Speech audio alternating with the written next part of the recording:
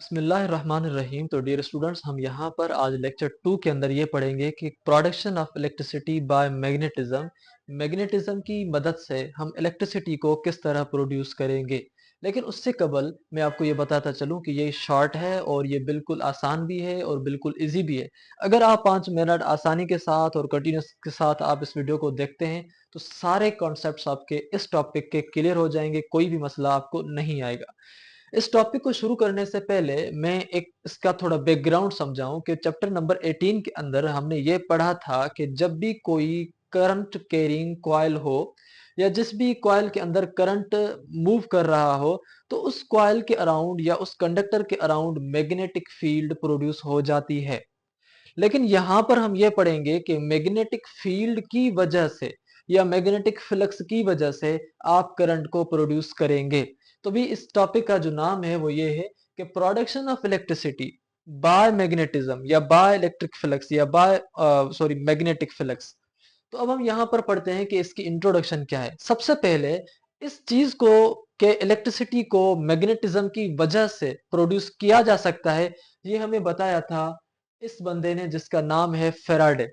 तो फेराडे ने हमें 1831 ईस्वी में बताया था कि electricity can be produced by changing magnetic flux या मैग्नेटिक फील्ड।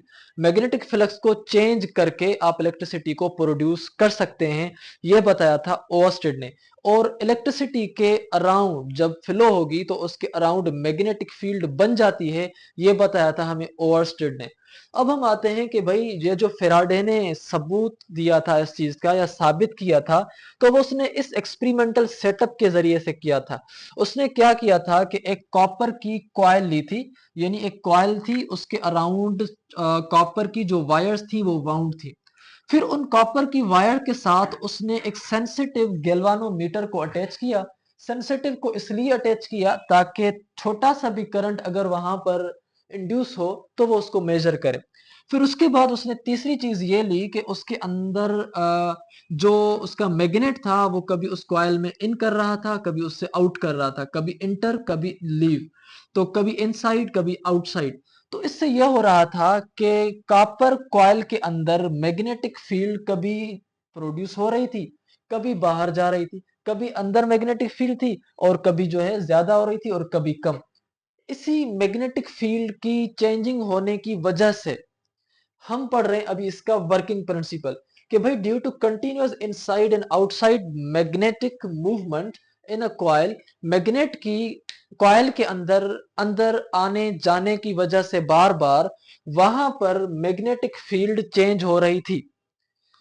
और इसी मैग्नेटिक फील्ड के चेंज होने की वजह से उस कॉइल के अंदर ईएमएफ यानी करंट इंड्यूस हो जाता है। देखें कि जब आप इस कॉइल के अंदर अभी कुछ भी नहीं है, ये खाली वायर्स हैं, जिस तरह आप सिंपल इसके अराउंड वायर्स जो है वो वाउंड कर दे।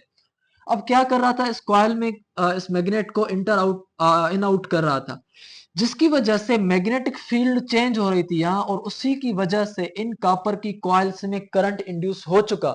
और वो करंट हमें तब पता चला कि करंट आया है जब गैल्वानोमीटर पहले जब जीरो पर था और वो डेफ्लेक्ट हुआ नीचे, उसकी नीडल डेफ्लेक्ट हुई। जैसे ही गैल्वानोमीटर की नीडल डेफ्लेक्ट हुई तो फेराडो ने कहा वाओ, यहाँ पर अब करंट प्रोड्यूस हो चुका है। तो इसी करंट के प्रोड्यूस होने को हम ईएमएफ प्रोड्यूस भी कहते हैं। और जब भी करंट प्रोड्यूस हो किसी चीज की वजह से तो हम प्रोड्यूस लफ्ज इस्तेमाल नहीं करते, हम वहां पर लफ्ज इस्तेमाल करते हैं इंड्यूस, और उसका नाउन है induction. EMF induction, EMF induces, current induces या करंट इंडक्शन बात सेम है, दोनों चीजें। अब इस फेनोमेना को in which the EMF induces are the current induces due to the change in magnetic flux, इस फेनोमेना को हम नाम देते हैं इलेक्ट्रोमैग्नेटिक इंडक्शन, यानी मैग्नेटिक की वजह से इलेक्ट्रिसिटी इंडक्शन हुई है।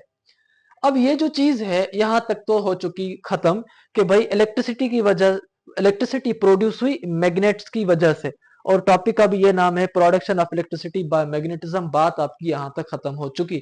लेकिन अगर आप डिटेल इस एक्सपेरिमेंटल सेटअप के अंदर लिखना चाहें तो ये भी है कि भाई जब आप मैग्नेट को इस कॉइल के करीब ला रहे थे तो मैग्नेटिक फील्ड चेंज तो हो रही थी, पहले जीरो थी फिर कुछ ना कुछ आ गई।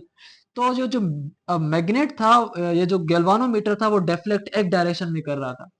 फिर जैसे ही आप उसमें से बाहर निकाल रहे थे मैग्नेट को, तो ये जो गैल्वानोमीटर का जो इसका नीडल थी वो दूसरी डायरेक्शन में मतलब वो मूव कर रही थी।